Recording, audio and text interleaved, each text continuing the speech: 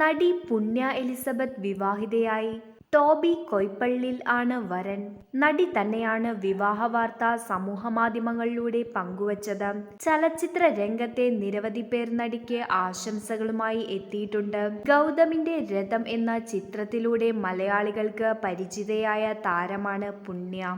Reels വീഡിയോകളിലൂടെ യുവാക്കളുടെ ശ്രദ്ധാകേന്ദ്രമായി മാറിയ പുണ്യയ്ക്ക് സമൂഹമാധ്യമങ്ങളിലും ആരാധകരേറെയാണ്. ആലുവ സ്വദേശിനിയാണ് Punya Elizabeth. Palakkad Kanikkamatha convent English medium girls ഹൈസ്കൂളിലായിരുന്നു പുണ്യയുടെ പ്രാഥമിക വിദ്യാഭ്യാസം. തുടർന്ന് പൂനെയിലെ ഭാരതി വിദ്യാപീഠ് കോളേജ് ഓഫ് ആർക്കിടെക്റ്റിൽ നിന്നും ബിരുദം നേടി. 2018 തൊബാമ എന്ന സിനിമയിൽ നായികയായാണ് പുണ്യ ചലച്ചിത്രാഭിനയ രംഗത്തേക്ക് ചുവടുവെക്കുന്നത്. അതിനുശേഷം ഗൗതമന്റെ രഥം എന്ന സിനിമയിൽ നായികയായി. വിജയുടെ ലിയോയിലും ചെറിയ വേഷത്തിൽ നടി പ്രത്യക്ഷപ്പെട്ടിരുന്നു. മോഡലിംഗ് രംഗത്തും നടി സജീവമാണ്.